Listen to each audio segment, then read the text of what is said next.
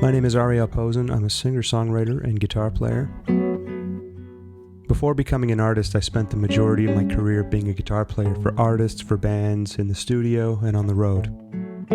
Once I began my own solo career, I realized that I was shaped by my experience and that there were some interesting stories to tell. I wanted to ask a few colleagues and friends of mine who have had a somewhat similar but different road about their story and their experiences. I think there's a bigger story to tell here, and I think this is something that can be really helpful to a lot of musicians and artists on a similar path. So without further ado, on today's episode we have Dallas Green, also known as City in Color. So, take me back. What initially drew you into becoming a performing musician? Like, what inspired you? Yeah, pretty simply, I think, my parents got me guitar lessons when I was really young, so probably like 7 or 8. And not because I had expressed much interest in it, just sort of like, I think my mom and dad wanted, they wanted my sister and I to just try some stuff, right? Like, because maybe like the whole mom and dad didn't really have options or, to do a lot of stuff when they were young, just how they grew up. So it was like, let's afford our kids opportunities to try a bunch of stuff and see if something clicks, So I started taking guitar lessons when I was about 8, and then it was probably around when I was about 12 or 13, right? Like when I had been playing for a bit, and then like grunge music happened.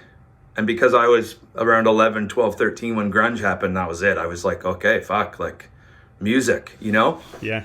Because that was like the style of music that just really caught me. And it was the first, like by that time I could kind of play along, my guitar teacher started showing me how to like listen and write down the tablature for a tune that, So I think as soon as I started being able to play along to my favorite jams, that started really like getting me just so, so connected to what music could do, how it could make you feel. And then from that, in high school, starting to write my own songs, and then that was it. It was like I wanted to play in a band, So I got a band together in high school, started playing on the weekends, at the coffee shops and at the open mic nights that would allow me in the band. And then like my friends from school started coming, and then that was it. I haven't done anything else since. Nice. So when did you find that once you already, playing in bands, still at a young age though, like how did the shift in career direction begin for you when it started becoming like somewhat serious? Yeah, I think like in high school, I wasn't really interested in much as far as like academics and not like I wasn't paying attention. I just couldn't really, like all my buddies were getting ready for university and stuff, like they were thinking like a couple of I'm still good, I'm still good friends with like my 4 or 5 best pals from high school, and a couple of them were thinking they were going to be teachers. Some of them, like 2 of them are teachers now. One of them's a chiropractor. One of them's a banker, so when they were going to university, they were thinking about careers, and I was like, I think I want to be in a band, which of course didn't, I was from St. Catharines, Ontario. I didn't think that was a possibility. But I knew I wanted to at least try. I was writing my own songs in high school. I was like, it felt like it was something I wanted to at least try to do. So when I graduated high school, mom and dad were cool with me, like, trying to pursue the band as long as I had a job and stuff. So I got jobs and worked at the mall. I worked at everywhere in the mall. I worked at the movie theater and the Foot Locker and the West 49 and the fucking Sunrise and all that stuff. And all the hot spots. Yeah, and I was playing in a band out of high school with my cousin and my best pal, and we made 2 EPs, and we were like, I was trying to do it, and like there was some people that were coming to see us playing in our town, St. Catharines, and then it didn't feel like I was making it, but it felt like I was like at least giving it a shot, I was playing my own songs, people were coming to the shows. For all I knew, that was like the beginning of it, right? But it wasn't until really that I met Wade from Alexis, because Wade was like the first guy that I met who I could tell had the same fucking like he wanted to get in the van too. You know what I mean? Because that to me, like, I don't know if this is your experience, but like, it's hard to convince people that this is a good idea, because it's not really a good idea. You just have to have those people that are on the same page and are driven on that same path for some reason. It's not a good idea to try to be in a band. Like, it's gonna break your heart a lot of times, right? 100%. So I think when I met Wade and then Wade, like, I remember calling Wade to see if Wade was like this really, really like he was young, but he was like, he was booking shows, like, you know, he was booking shows at like the Chinese food restaurant in St. Catharines when he was 15, and like he wanted it too. So I called him to ask him if he could put my band on some shows, you know. And I'm 4 years older than Wade. I'm 21, and I'm calling Wade. He's 17. I'm like, are you doing any, like, you know, because I just wanted to play. And then he said to me, well, I'm actually thinking about jamming with this drummer and starting a new band. Like, do you want? And so he kind of asked me to be in that band, and that's when I met the 4 dudes that I joined Alexis with. And that was where it was like, all of us were like, let's just get in the van and go, you know. And that's where it really started. Like, we were like, okay, we're going to go for it, you know. Yeah. And that was 20 years ago. Okay, so how many years were you doing Alexis before you transitioned to it? Before I started doing City and Color? Yeah. It was probably about... So, like, I was playing shows by myself before Alexis, right? Like, right. I was in a band, but I was also always playing, like, acoustic shows at coffee shops and stuff. And I had made all these I'd written all these songs and recorded, like, in my basement, and would sell these burned CDs at these coffee shop shows, right? So there was all this music of me. Like, when Alexis started, that's right when file sharing started too, right? So as soon as we started to gain a little bit of, like, sort of notoriety, people from St. Catharines who had all these solo songs of mine started uploading them to, like, LimeWire and stuff. Right. So, like, about 4 years, maybe 4 years into Alexis, kids would come up to me at shows and be like, hey, what's with the solo songs? You know? And I'd be like, what are you talking about? Like, how did you hear that? You know? Right. And then I was bad at technology then, Ariel, and I'm still bad now. And they'd be like, oh, it's on LimeWire. And I'd be like, what is LimeWire? You know? Yeah. So around 2005 is when I put out the first City and Color record. So it was about 4 years into Alexis. Cool. Yeah. Okay, so tell me, maybe just describe the steps you took when it came to finally making that first record. Well, what happened was, it was all these kids talking to me at Alexis shows saying, like, we've been hearing these songs on LimeWire and stuff, and I'm like, oh my God, like, I've recorded those those are from my basement. Like, I was like, so then I started to think, well, if there's people that are interested in, like, this other type of music I make, maybe I'll pick a couple of those old ones and re-record them well, and then record some of the other ones I'd been writing, you know? Because like a lot of the songs on the first City and Color record it's like half of the tunes are tunes I had written when I was in high school. And then the other couple ones were, like, ones I had written while I was starting to tour with Alexis. Like the songs that people would sort of, like, Coming Home and Hello, I'm in Delaware, and these types of songs that sort of, I guess, like, resonated with people. Those were about me just trying to learn how to tour in a band, you know? And, like, I've always sort of used music as a way to, like, write about what I'm feeling. So it was like, I'm feeling all this new shit. I'm going to write songs about it, right? It's like journal entry. I'm an emo kid, you know? So that's when I was like, I'm going to make a record. I'm just going to go and record, the songs with Juice, who had produced the second Alexis record, Watch Out. I was like, can I just come to your studio in Hamilton and just, like, set up a mic and record a couple of acoustic songs, you know? And that's what started it, really. And then it just started to fucking take over my life. Sure. So I guess it was, you were pretty self-motivated, other than, like, fans coming up to you at Alexis shows saying, what about this? Were you, like, urged along by any other parties, or was it pretty much it was time and you just felt it and did it? It felt like it really, like, the the genesis of it was really because I was disappointed that there were all these old recordings of mine floating around the internet, and I felt like I felt like I was a better singer now, so I wanted better versions of it. It was never ever because I didn't like being an Alexis, or because like I wanted to go solo. It was just like I had these other songs, like Yeah. I'm a songwriter, and I think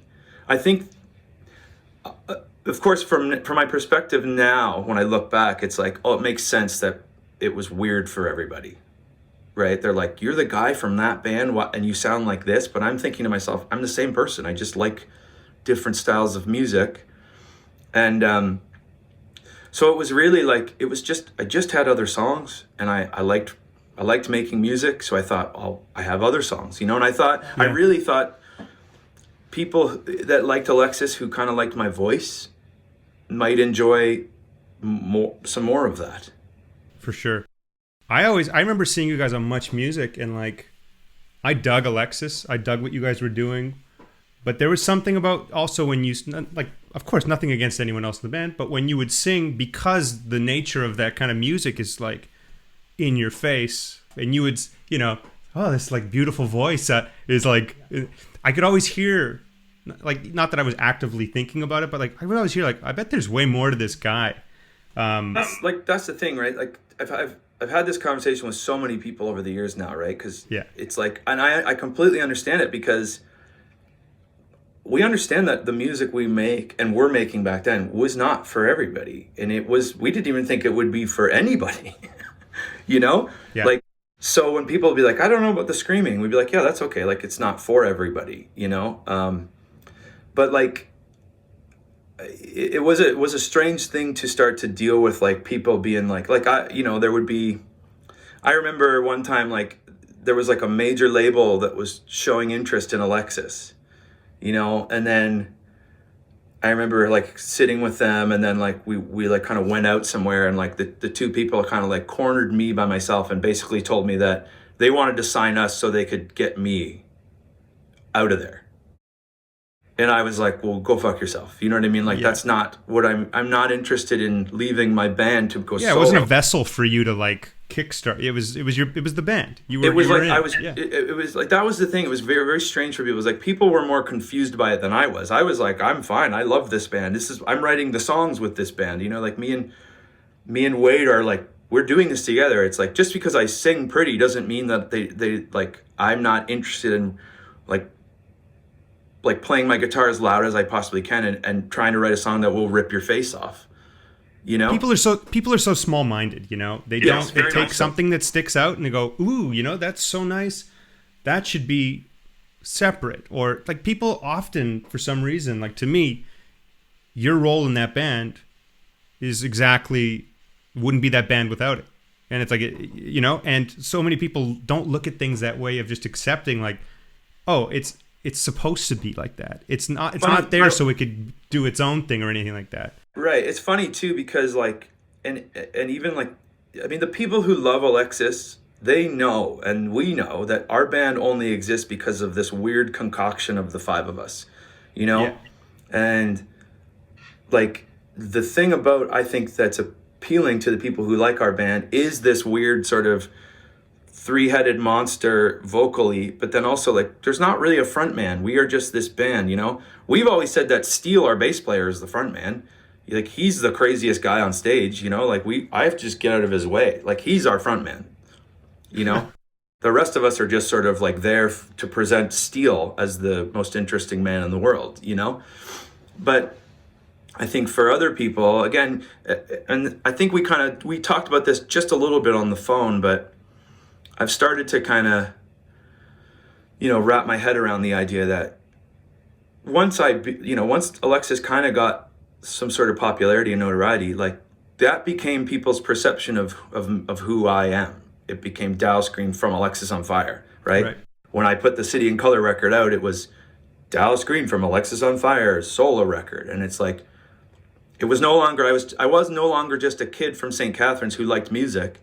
There was a perception of me now because I had kind of put myself out there. Of course, yes. And then I sort of was hogtied to that.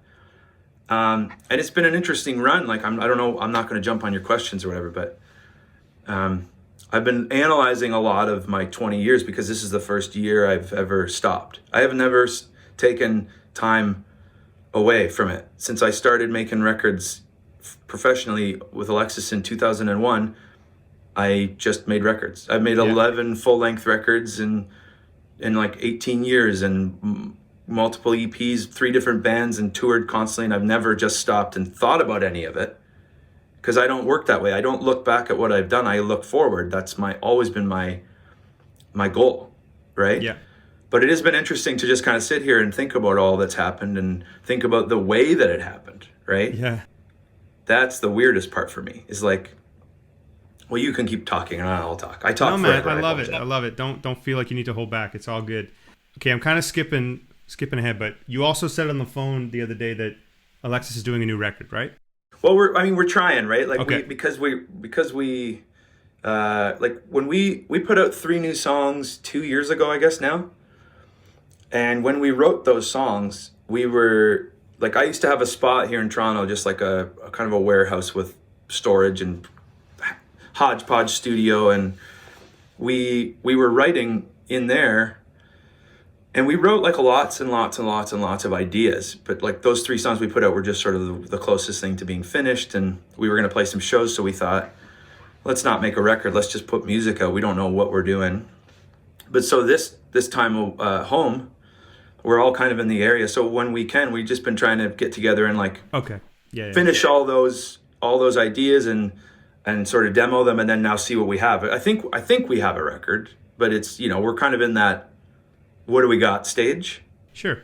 You know what I mean? Yeah. But it's cool because it's like it's really been the first time since we kind of stopped playing, like kind of since I like quit the band in 2010 or whatever, that we just had enough time to kind of sit and work on stuff. Right. The fact that you guys are still cool and doing it always makes me happy to see, because like music and bands are, like we were saying, it can break your heart. It's such a sensitive thing to do. Okay, so let me see if you relate to this. Like, well, 2 things. First of all, Alexis, like we didn't break up because we hated each other, right? We broke up because I left the band because I wanted to make this other style of music, and by the time I quit, I just felt like, I was trying to do both. I did both full time for almost 6 years, and like as City and Color kind of grew and my responsibilities for it grew, it was just like I was doing 2 pretty popular bands full time, and I just physically I just couldn't do it. Emotionally, I couldn't do it. It was just like, and to be honest, around 2009, 2010, I felt like I just didn't have much to say in the heavy music world. Like I just didn't have the songs. I wasn't stoked, and I never wanted to, the way I am, I never want to force it, So we broke up, and it was bad. It was brutal. Like I thought there was a moment where I definitely thought maybe some of my relationships with those dudes are done because of, I understood what I was doing, But I think as time went on, we were able to find each other again and started playing again. And it was like, yeah, I didn't leave the band. I mean, I did, but like I never quit the band, you know? Yeah, that's so great. that's that one thing. And then the other thing I've been realizing is like, it's funny because like you get into a band with maybe strangers, maybe your pals, but the thing that you relate to one another on is this one thing. It's music, right? But then it's all of your personalities, your human personalities trying to like sometimes the song isn't good enough to heal all of that. You know what I mean? Yeah. But so I think because our relationship, the guys in Alexis and me we are so close. We have been through so much together. We grew up together in a van. And I think they all knew deep down that I wasn't leaving because I wanted to be a rock star and be solo. I just like music, and I had some other songs to sing. Okay, so now that you spent, considerable time on both sides of like, let's just say, of a band guy, and solo guy, where you're the boss fully. Like any decision is yours. Do you have any grand insight into the music industry that you think others would benefit in like similar positions? Yeah. Okay. So what I always ask people if they ask me this question or like they'll ask for advice or something, my first question is always like, what do you want out of this? Right? Because I do think it's sort of different for everybody. And that goes back to what I was talking about with personality and your characteristics and the things that are going on in your brain. So like I'll always say to kids, like, what do you want? Do you want to be in a band? Do you want to be a songwriter? Do you want to be famous? Do you want to play in front of hundreds of thousands? Like, what do you want? What's your end game? Or end goal? Because that sort of, to me, dictates how your career can go.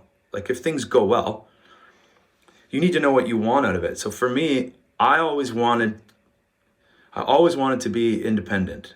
And I think that kept being reinforced as I kept getting more popular and kept peeking my head behind the curtain of the music business and the music industry and realizing I think it's brute. I think it's bullshit, a lot of it, because it's like any other business, right? Yeah. It really, a lot of it isn't about art at all. You know, it's about a commodity and it's about all that stuff. And I just never wanted that. I was never interested. I wanted to write songs that were mine and I wanted to sing them. And I thought I had pretty good ideas. And it's not like I wasn't into hearing other people's opinions. It's just I had so like being independent and being creative, like in control creatively was always important to me. So I've always held on to that, right? Now, that's fucked me in a lot of ways when trying to get opportunities because I don't have a machine behind me, right? Now, I've done really well, and I know that I'm not complaining about anything. But has it been difficult? Yeah, very much so, because I've done most of it on my own, right? With my small team of people. My best friends who I've known since I was 15 years old are my managers. And we have learned how to do it all on our own. We started a record label on our own. Like, we started Dine Alone Records to put out the City and Color record because we didn't want anybody else trying to manipulate what it could be or what it was going to be, because I just wanted it to come out and I was going to stay in Alexis, right? So that's like my whole thing is like, what do you want from this, you know?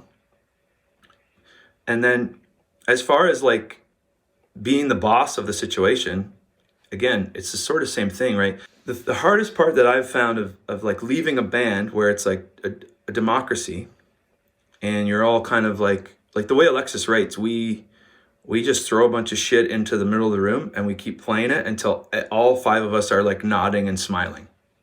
You know, we don't let the song leave. And it's not like I bring a song to the band and go, I wrote a song, let's play it this way. We are a band, you know, whether I wrote the initial riff or Wade did or George brought the lyric in, like we play it until we're all stoked. And I never have to worry about the people in the band caring because it's our band. When I started doing City and Color and having to try to find people to play with me, that was the real thing where you go, okay, how do I convince these people that to care, first of all, and about my song, and not just treat it like a paycheck, you know? Because that's not what I never wanted that. I didn't come from that world. I came from the fucking hardcore emo punk band world. Yeah. I still kind of wanted to be in a band, you know? I just had these other songs. I needed some different people to play with me, but I still wanted that like camaraderie in a band. I didn't want to be in a room by myself and then have a bunch of people up on a stage waiting for me to show up to sing. That's never what I wanted.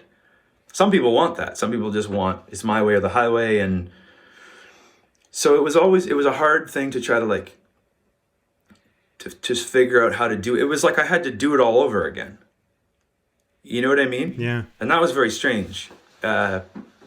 So it's sort of like, it's just kind of like, it is a lot of trial and error. But I also think, well, two things. Luck plays a huge role in trying to do, it plays a huge role in life, but in doing this, but also it's how perseverant you are.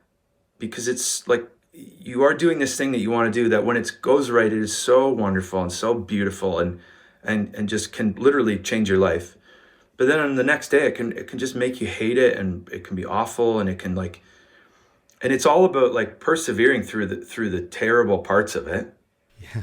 You know, because like think about it. How many times have you like, you've been on tour and like you just haven't played a good show in a while, and it's just like, you're like, man, maybe I want to go home. But then you play one good show and you're Refuels like, the oh, I'm tank. back. Yeah. Totally back, you know? So I think it's like all about those characteristics that you build up. Pandemic aside, I know we're all at home, and you were saying on the phone that you have been writing every day and all that stuff, but like just in general, where you're at with your project right now, or even with the Alexis thing, like how have your work priorities shifted, and like what do you think about most when it comes to a project? Well, there was definitely like coming, like I guess like March, April last year, when everybody started to kind of figure out that, like, especially I know the whole world did, but I feel like the people like us, like the people who tour, I think we all had this crazy, like, oh my Lord, like, it's not about like, like everybody, a lot of other people just kind of had to figure out how they were going to pivot with their business and like put up spit guards and all that stuff. Whereas our business just disappeared. Right. Yeah. And Just I like had that. a moment too where like I almost like forgot that I could sit and work on music. Like I was so like, oh my God, I can't go on tour. What do I do now? Right. Right. So I definitely had like a couple of months of real dark, like, I don't know, I guess maybe I'll start thinking about like getting into something else, like, and then, because like for me, I've only ever toured, especially because I'm independent. I don't really make a living off of selling records. Like, I've done okay with selling records because the label I put my stuff out is like me and my manager. So Yeah. I didn't get ripped off by a bad deal or anything. Sure. So that's okay. But like, I've only ever known touring. So there was a real shift in my mental state. I was like, I don't know when it's going to come back. I don't like, I've spent all this time touring, trying to like build up a reputation as like a good live performer and like, all this stuff that you put so much work into, and then it disappeared. And I thought, I don't know what to do. But the last few months has been really great because some sort of thing has awoken in me where I remembered, oh yeah, I love writing songs, and now I have the time to go to work every day if I want to. So that's something that's really shifted my focus, is like, he's like finding all the positives in the fact that like I have all this time to work on stuff. Like I've always said to people in interviews, if I wrote and worked on music as much as I thought about writing and working on music, then I would have twice as much. Sure. And it's starting to feel that way, like I've got a whole new City and Color record written and demoed. Like Alexis, we're back trying to get like all these new songs together for the first time really in 10 years. I've written almost a whole new record for my other thing that I do called You and Me with my friend Alicia. I have this thing with her, it's Pink. I can't call her Pink, it just feels weird because she's my friend Alicia, but Sure. we put out a record like 6 years ago. It was just we're friends and we both sing and write, so we thought we'd make like a cool little duets record. So we've been talking about trying to make another one of those. So I've been writing all these songs for that, and it's been really beautiful because I've remembered that That's great. as much as we're not touring, and I hate what it's doing to all my friends and like all my crew guys, and like, because my crew, like it's my family. The people on the road with me, that's my family. I don't look at them as employees. They are my employees, but I've never run my business that way, ever.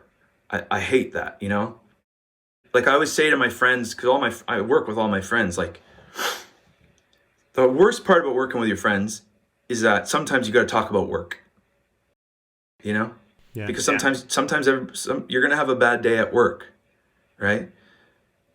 But just don't let it affect the friendship, because it's not, if you just have to say, this isn't about our friendship right now. We're working together and something is, But so I always, like I've always tried to run my business and my life like that. So the dread of worrying about others has been so brutal, right? Like, and all the people, you think about all the people just from venues that you've met over the years, and promoters and booking agents, and like the amount of people that are just out of work and maybe won't come back from it, and that stuff has all been like really weighing on me. But I guess I've just found this shift where I can write, and it can be can be something I can contribute to, like I can maybe contribute something beautiful to this awful time for the world, you know? So I guess that's sort of how my focus has shifted to the projects, you know? Sure. Yeah. It's all, I feel like it's maybe just because of the nature of what we do, you know, there's like a lot of emotion in it, and it's just, I know that like just my personality, like I celebrate the negative way too much. I know I do. So I think that was probably a lot of it, you know, it was just like this heavy cloud for the world, which then just resulted in one for me. Yeah. And then all of a sudden it was just like, oh, wait a minute, I can snap myself out of this. Like I always tell people that ask me about writing, I'm like, write yourself out of your problems. That's like, if you're a writer, you have to remember that that's a skill set you have, you know? And a lot of people don't. And a lot of people wish they had sort of an outlet, but like you have to take advantage of it, right? So it was like I forgot my own advice for a couple months and then remembered, oh, right, I can make myself feel better if I just like sit down and pick up my guitar. Yeah, I was talking to a bunch of, like, obviously colleagues and friends who do exactly the same thing. And those first few months of this whole situation, I think a big part of writing and creating music is the joy behind knowing, we're going to get to record this and like go play it on tour and play it for people and share it. That's it, man. With that not being in sight, it was just like, what's the fucking point? Well, see, that's it. That's it exactly. Like, and that's the weird, the little niche thing that you and I have and some of our friends is like, we're singer-songwriters. We're not just songwriters. We're not just sidemen. Where I write songs to go and sing them for people.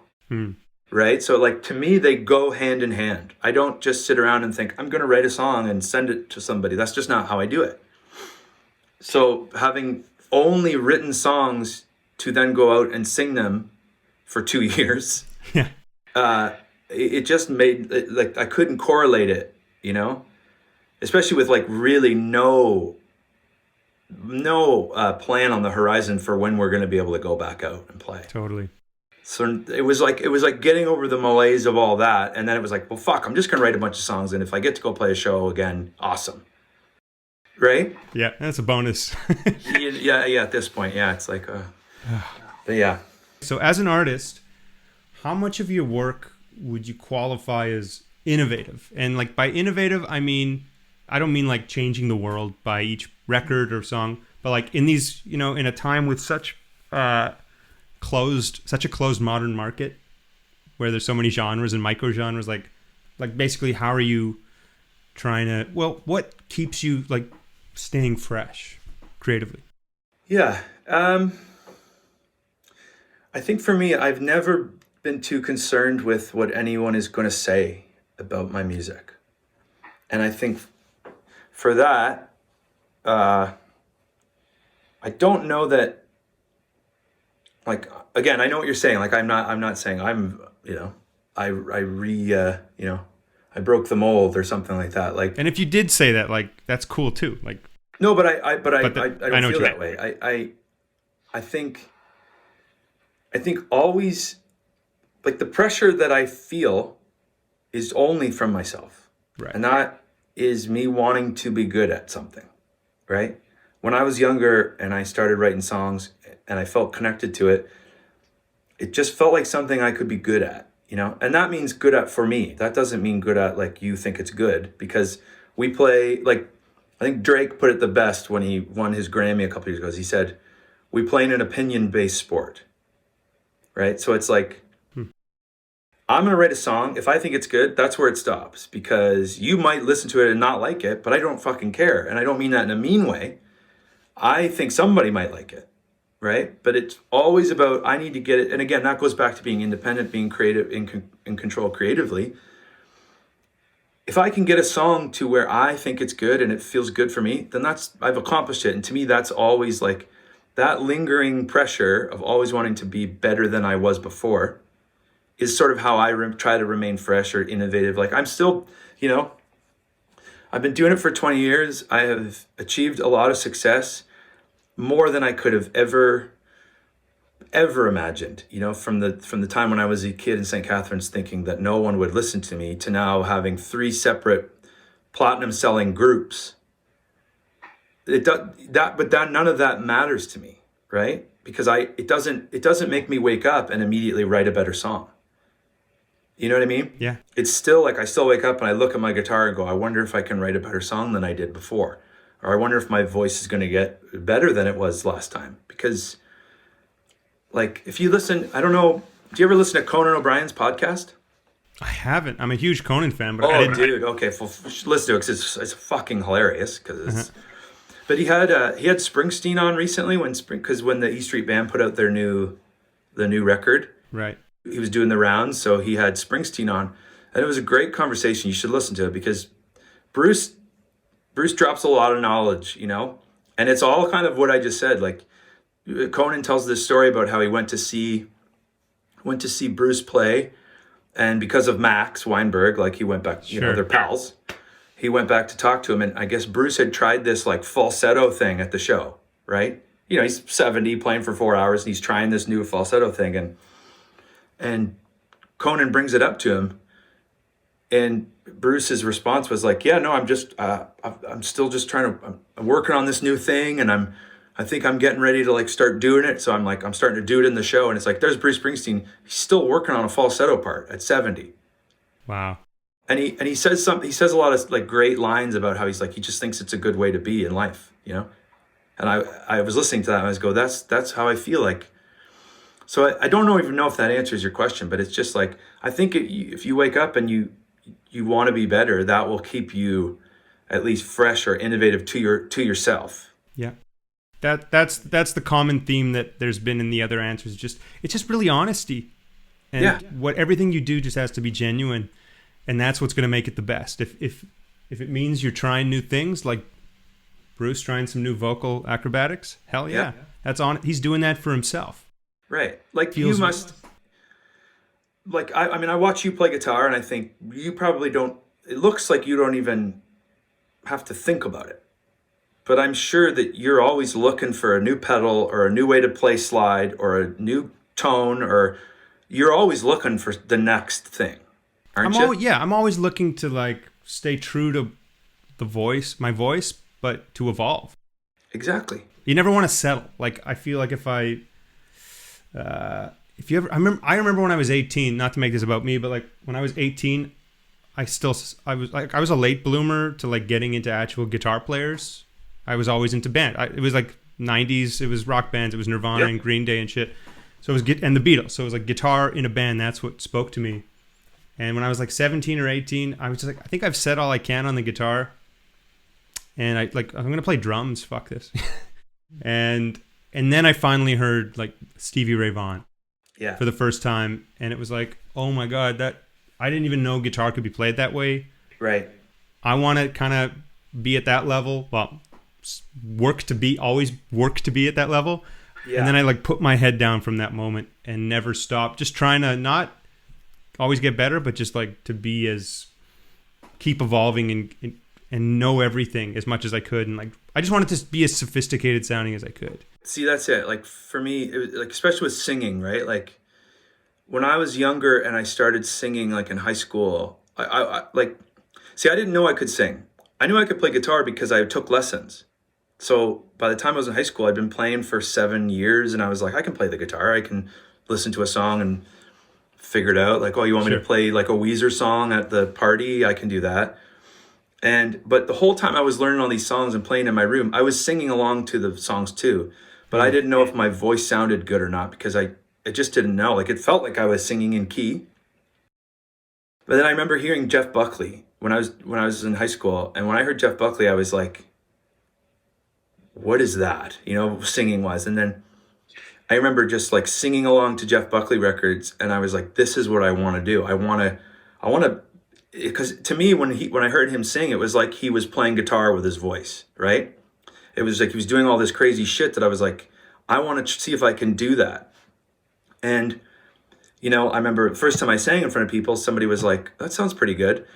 And I was like, okay. And then from that moment, I have always tried to get my voice better, right? Mm.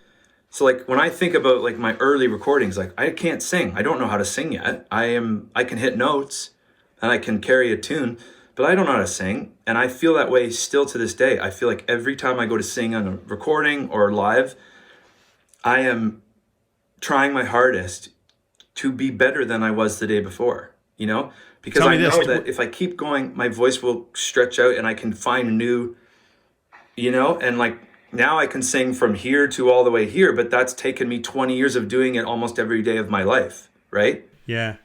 So do you listen back to recordings, like let's say a year ago, or whatever, like whether it's a gig or even like your records? Can you listen to them and be like, oh yeah, that still holds up, or do you cringe every time you hear yourself? Oh God, I hate it. I hate everything. But that's not me being like self-deprecating and fishing for you to say like, no, it doesn't suck. That's like, I think that's evolution, right? Like, Exactly. That's what I was getting to. I'll never I should really look this up because I've tried to say this many times and I keep forgetting who the quote is from. But I think I'll figure it out. But it was a musician and they were saying, if you are not looking back at the past and cringing a little bit, at least a little bit, you're not evolving. 100% agree. And right, like to me, and it has nothing to do with my old music. I like the songs. I'm proud of what I've done. But how could you not look back and say, I can do better than that now? Right? Exactly. It's like the people who like never try to write, like they like live off of a song or something. I'm just thinking, I just don't want to, again, what did you want out of this, right?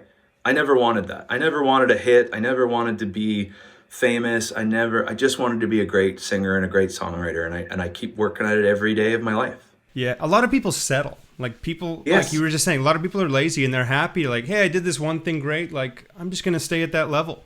That's fine. Do you But feel I think people too, that maybe care sometimes, do you think people buy into themselves a little too much sometimes in Big that time. regard? Big time. Right? Like, Yeah.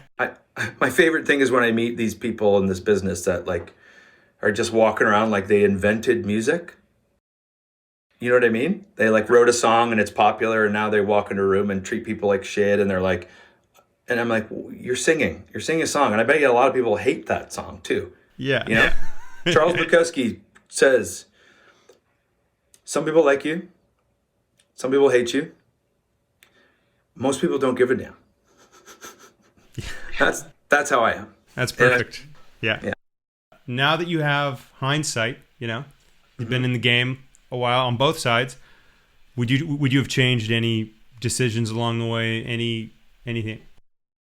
Sometimes I wonder about that, a lot, especially because of like this is kind of what I've been thinking a lot about, right? Like my career has gone incredibly well, better than I could have ever imagined, but it didn't go the way I thought it was going to go. And I like, if there was a way that I could go back when I was doing Alexis and City and Color at the same time, and it was killing me. Like most people don't understand how close I was to serious nervous breakdown territory, right? Wow. I don't really, I don't really talk that much about, I don't do a lot of interviews. I never really got a lot of like media attention because I'm independent. I don't really look for it. That's another thing too. So I don't really talk about my life that much, but I think if I could go back to that period where it was just like, because it was so strange for me personally, where I was like, how can it be that I'm doing the thing I wanted to do more than anything, and it's going better than I could have ever imagined? I have 2 bands that are really popular,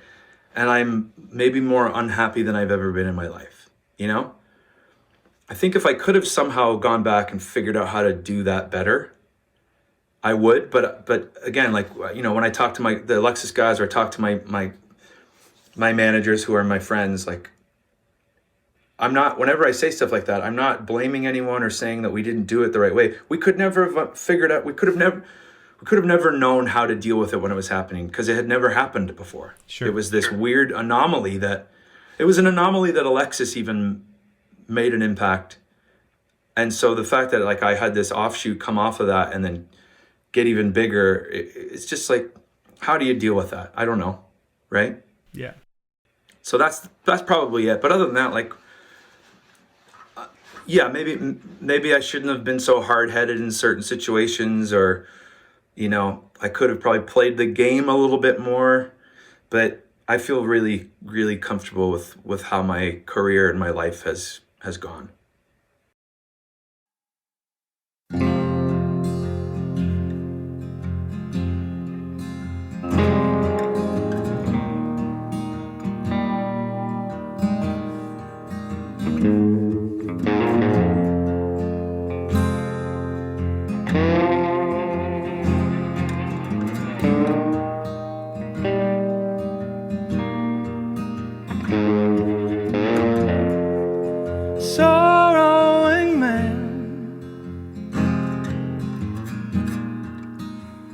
how one you've become. You once were lord of the barren sea.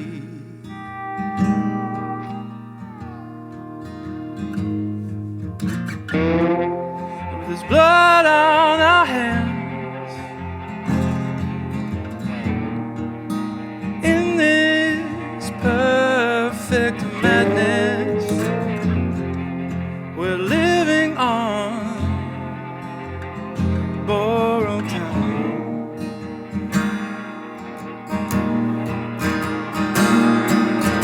Oh, how you have lost your way.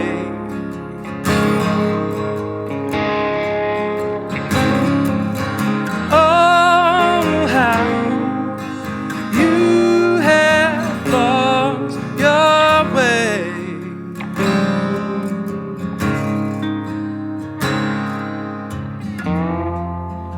No sympathy, 'cause we don't know the cure. 'Cause what you've got, well, it runs too pure.